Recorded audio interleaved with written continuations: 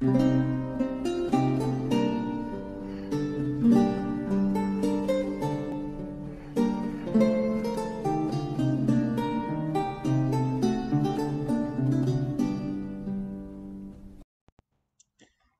à tous, donc on se retrouve pour la suite des aventures de James et la grosse pêche.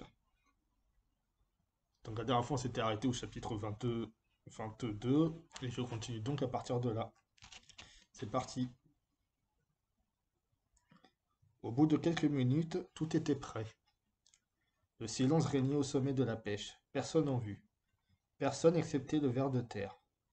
Une moitié de ce ver de terre, semblable à une belle saucisse rose, s'étalait en toute innocence au soleil pour attirer les regards des mouettes. L'autre moitié pendillait à l'intérieur du tunnel.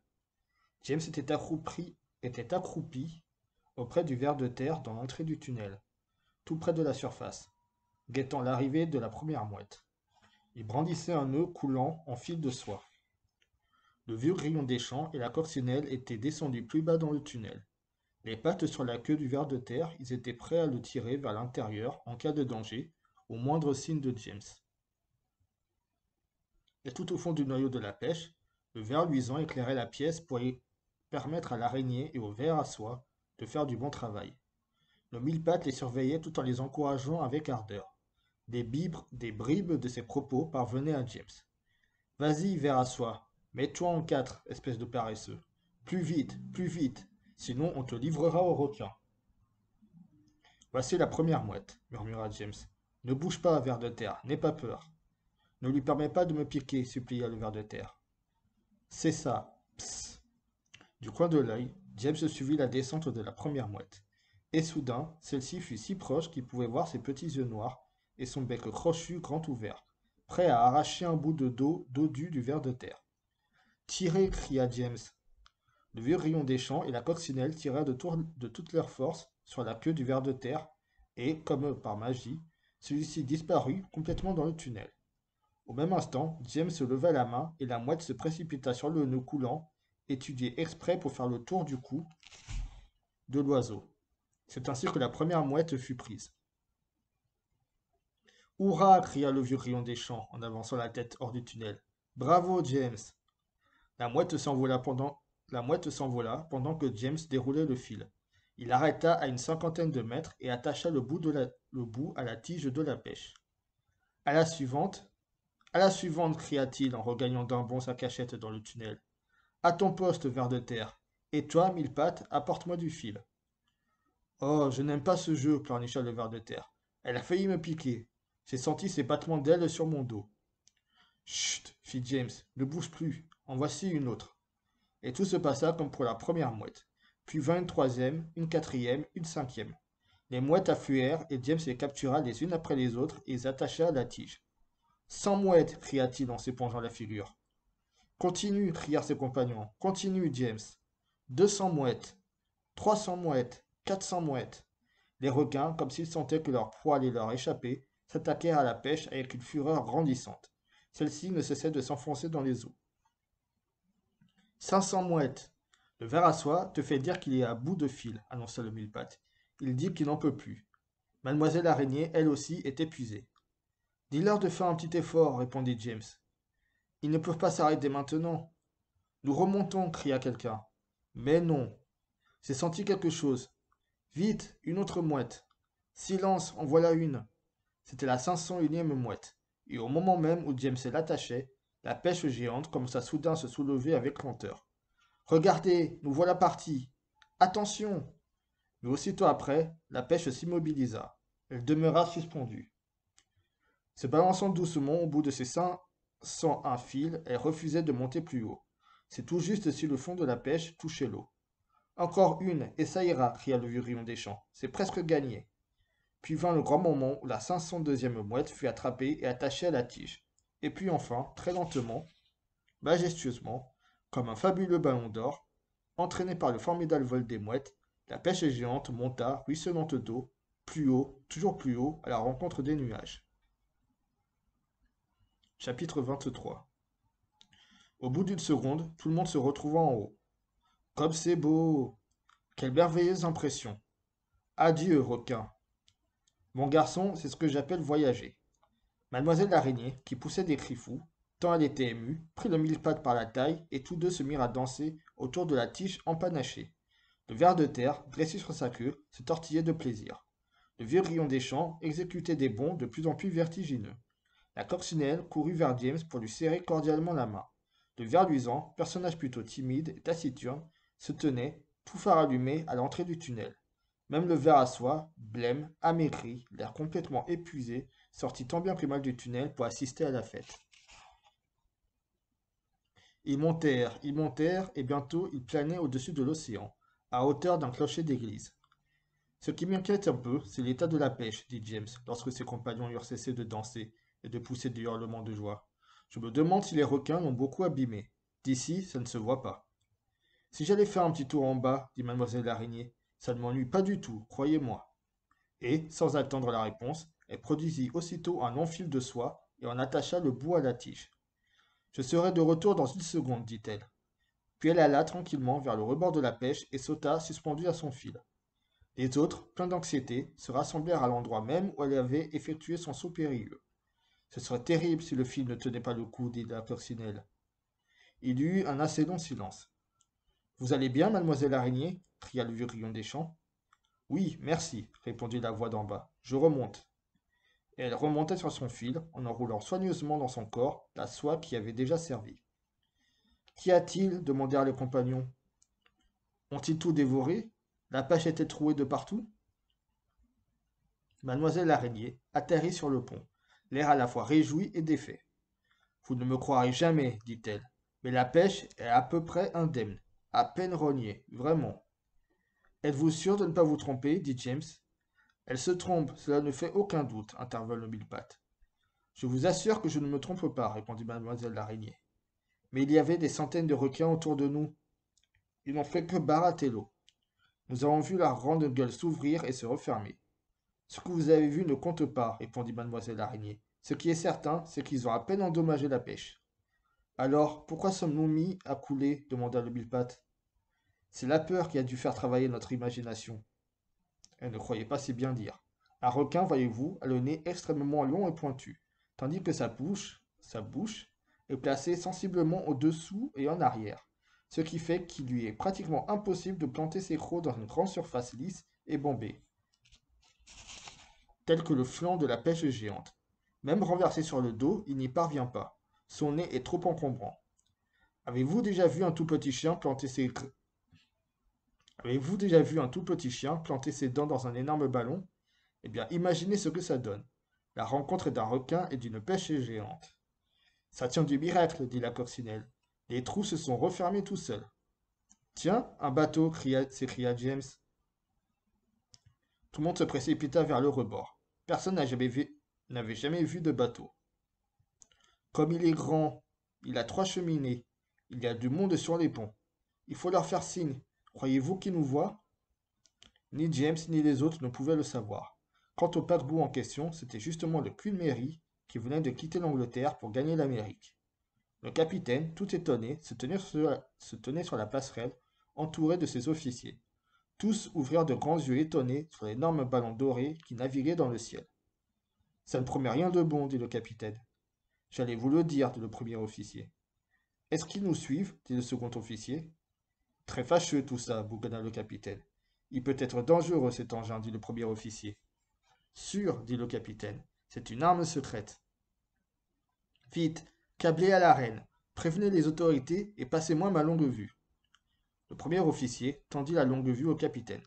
Le capitaine s'en empara aussitôt. Tiens, il y a des oiseaux partout, cria-t-il. Le ciel est noir d'oiseaux. Qu'est-ce qu'ils peuvent bien y faire? Attendez une seconde, il y a du monde. Et ça bouge. Il y a un... Mais est-ce que j'ai bien réglé ma longue vue? On dirait un petit garçon en culotte courte.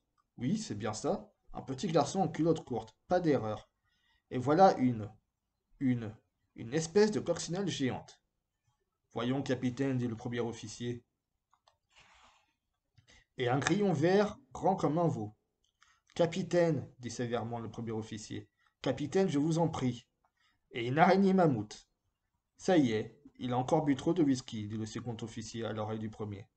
Et un gigantesque, oui, un gigantesque mille-pattes, hurla le capitaine. Appelez vite le toubib, dit le premier officier. Le capitaine est malade.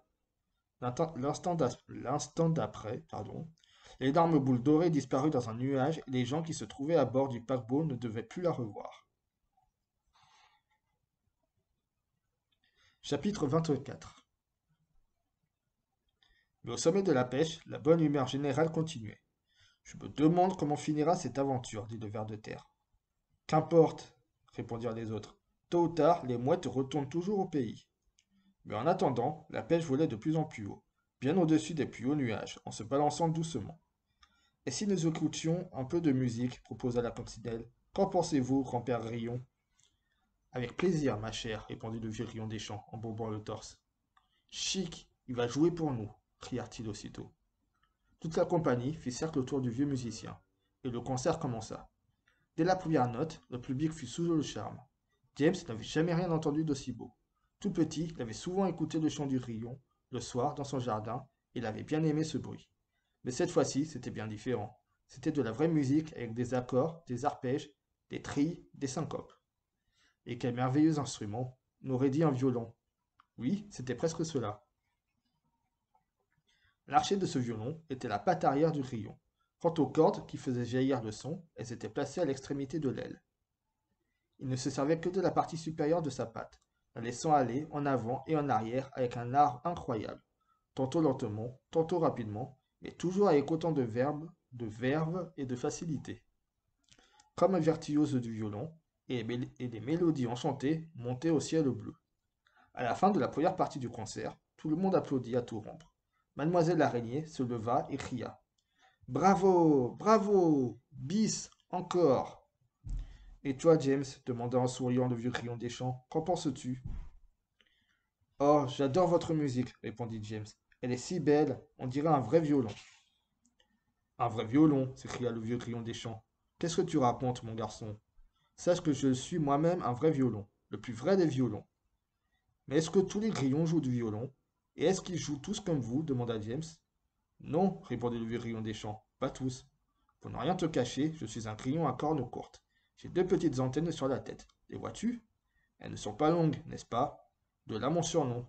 Et nous autres grillons à cornes courtes sommes les seuls à jouer comme les vrais violonistes, avec un archet. Mes confrères à cornes longues, ceux qui ont de grandes antennes courbes sur la tête, sont contentes de frotter leurs élytres l'une contre l'autre. Ce ne sont pas des violonistes, mais de vulgaires frotteurs d'élytres. Aussi, leur musique est-elle d'une classe bien inférieure. C'est à peu près ce que le banjo est au violon. Comme c'est passionnant, s'écria James, et dire que jusqu'à présent je ne me suis jamais demandé de quoi est faite la musique d'un grillon. Jeune homme, dit affectueusement le vieux grillon des champs, il y a des tas de choses dans notre bon monde que tu ignores encore. Nos oreilles, par exemple, où sont-elles d'après toi? Vos oreilles? Eh bien, dans votre tête. Tout le monde éclata de rire. Tu veux dire que tu ne sais même pas ça? S'écria le mille-pattes. Réfléchis un peu, fais un petit effort, dit-il en souriant, dit en souriant le vieux grillon des champs. Vous ne pouvez tout de même pas les mettre ailleurs. Vraiment? Eh bien, je me rends. Où les avez-vous? Ici, ici, dit le vieux grillon des champs, sur le ventre, une oreille de chaque côté. Ce n'est pas vrai. Mais si, c'est vrai. Qu'y a-t-il là de si extraordinaire? Si tu savais où les ont mes cousins les criquets et mes cousines les sauterelles vertes d'Amérique. Où ça? Dans les pattes. Une oreille dans chaque patte de devant, juste au-dessus du genou. Tu ne savais pas ça non plus? Dit le mille-pattes avec mépris. Vous plaisantez, dit James. On ne peut pas avoir les oreilles dans les jambes. Et pourquoi pas? Parce que... Parce que c'est ridicule, voilà.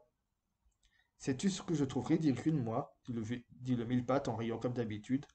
Loin de moi l'idée de vouloir te vexer, mais ce qui me paraît ridicule, c'est d'avoir les oreilles des deux côtés de la tête. Tu n'as qu'à te regarder dans une glace un jour. Quelle peste! S'écria le ver de terre. Pourquoi es-tu toujours si brutal et si mal élevé? Tu devrais faire tes excuses à James. Alors, c'était à la fin du chapitre 24. Il s'arrête un peu brusquement, je trouve. Enfin, chapitre 25. Pour éviter une nouvelle dispute entre le mille-pattes et le ver de terre, James demanda aussitôt à ce dernier. Et toi, de quel instrument joues-tu? Je ne joue d'aucun instrument, mais j'ai un autre don, un don vraiment extraordinaire, dit le ver de terre, tout illuminé. Et quel est ce don? Demanda James. Eh bien, dit le ver de terre, La prochaine fois, quand tu te trouveras dans un champ, dans un jardin, pense à ceci. Chaque grain de cette terre où tu marches, chaque petit grumeau de terre que tu vois, est passé par le corps d'un ver de terre. N'est-ce pas merveilleux? Ce n'est pas possible, dit James. Mon garçon, c'est la vérité. Tu veux dire que tu passes ta vie à avaler de la terre? Et comment? Dit avec fierté le ver de terre. Ça entre par un bout pour ressortir par l'autre. Mais pourquoi cela? Comment, pourquoi? Pourquoi avales-tu de la terre? Pour aider les cultivateurs. Mon travail rend la terre souple, grasse et fertile. Aucun fermier ne pourra se passer de nous, si tu veux tout savoir. Nous sommes indispensables. Nous sommes terriblement importants. Il est donc normal que les fermiers nous aiment bien. Ils nous préfèrent même aux coccinelles. Tiens, dit James en se tournant vers la coccinelle, ils vous aiment donc aussi? On le dit, répondit la coccinelle en rougissant avec modestie. Et c'est vrai. Il paraît que certains cultivateurs nous aiment tant qu'ils s'en vont acheter exprès des paquets entiers de coccinelles. Une fois rentrés, ils les lâchent au milieu des champs. Ils sont heureux comme tout quand ils ont des tas de coccinelles dans leurs champs. Mais pourquoi? Demanda James. Parce que nous mangeons toutes les vilaines bestioles qui, elles, dévorent la récolte. Nous sommes extrêmement utiles, d'autant plus que nous ne demandons pas un sou pour les services que nous rendons.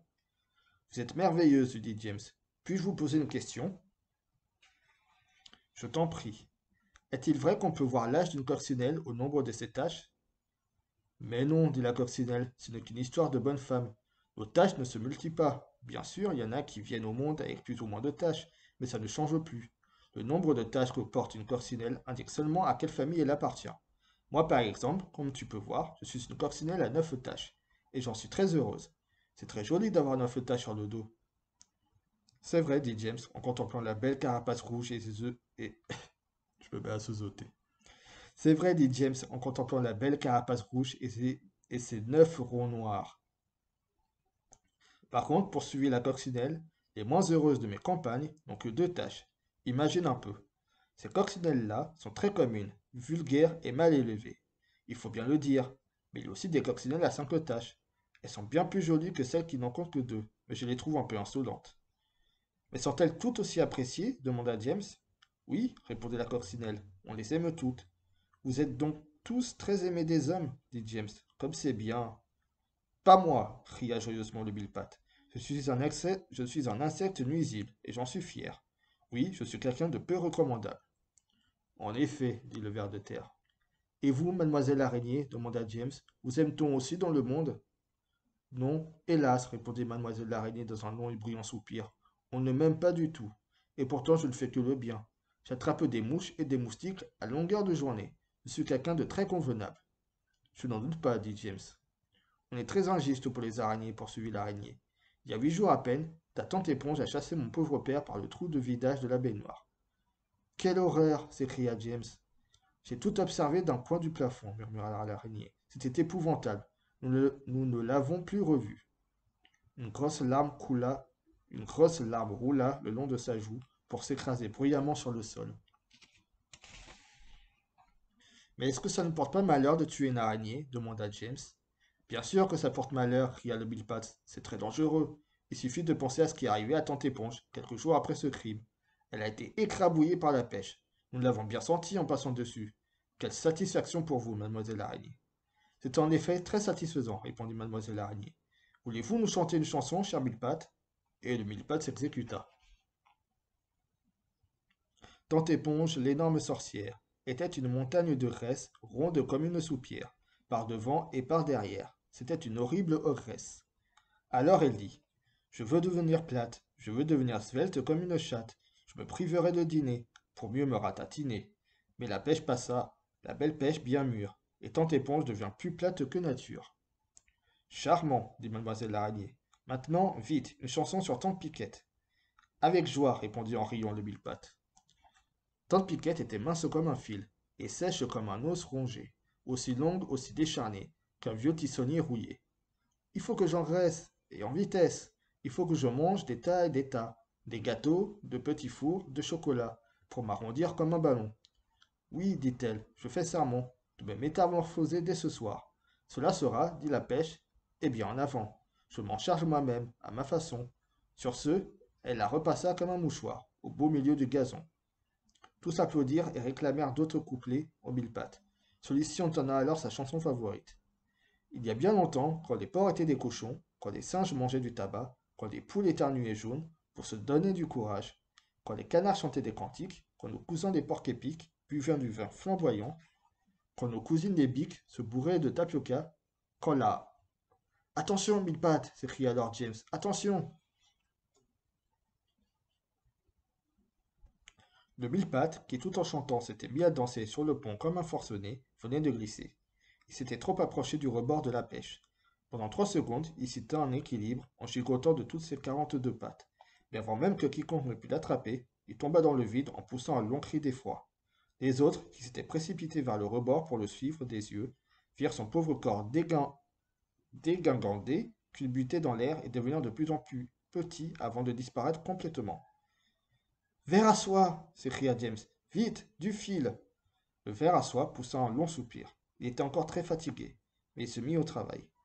Je vais le chercher, cria James, et il descendit à mesure que le fil sortait du corps du ver à soie, le bout de ce fil attaché à la taille.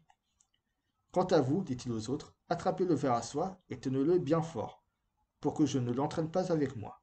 Et plus tard, quand j'aurai tiré 3 fois sur la corde, remontez-moi. Et il plongea dans le vide, à la recherche de mille pattes.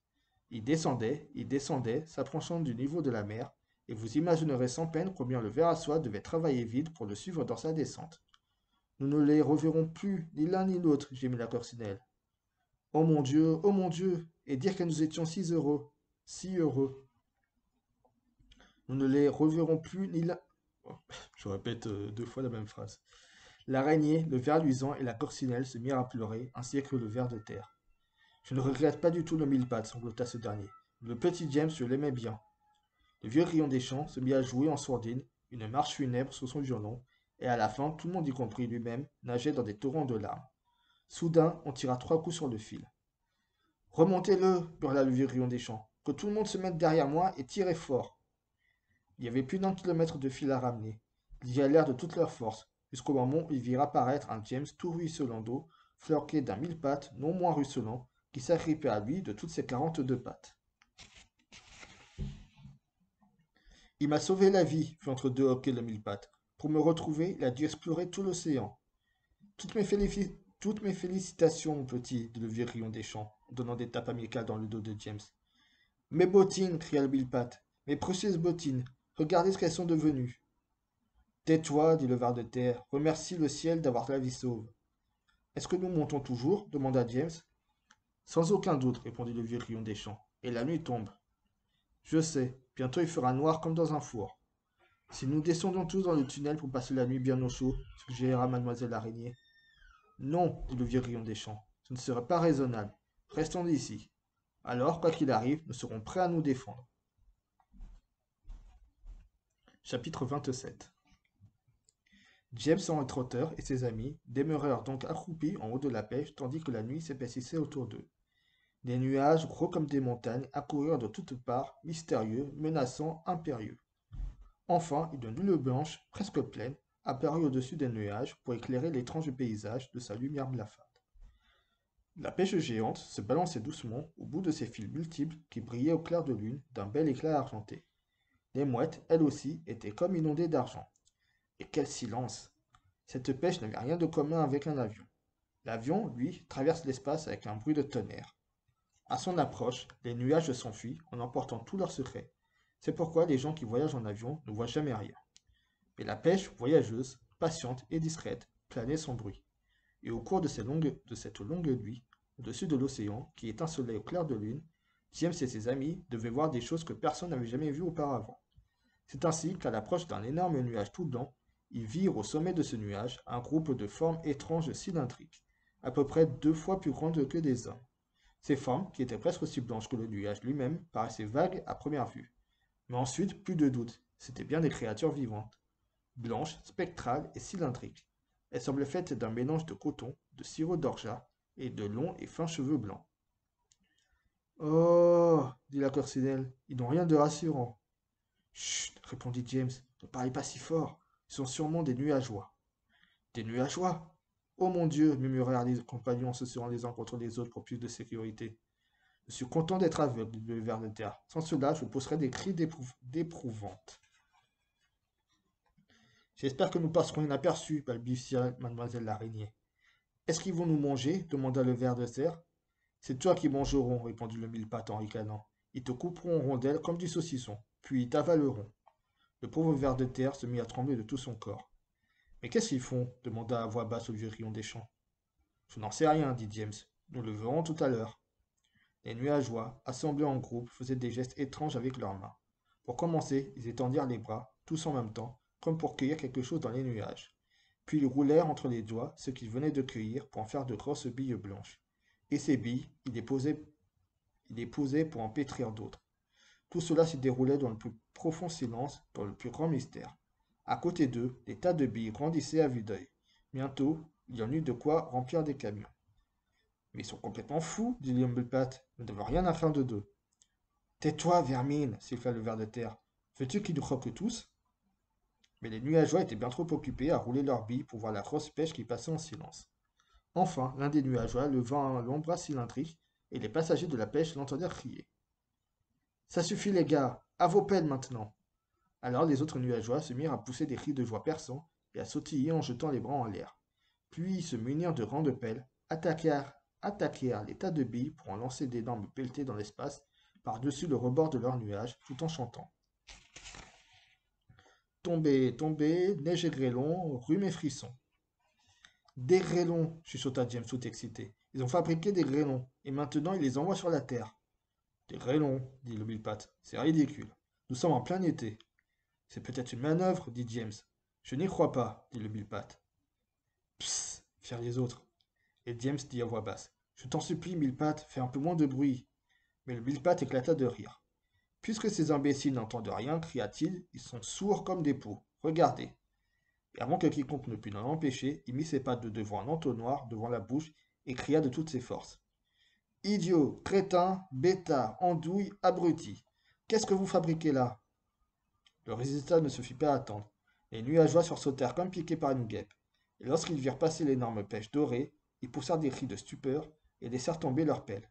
Debout, inondés de clair de lune, immobiles comme des statues chevelues, ils avaient tous le regard fixé sur le fruit gigantesque qui passait dans le ciel. Tous les passagers, à l'exception du bipate, étaient figés de terreur. C'est ta faute, répugnant individu, lança le ver de terre en mille pattes. Ils ne me font pas peur, hurla le bille-patte.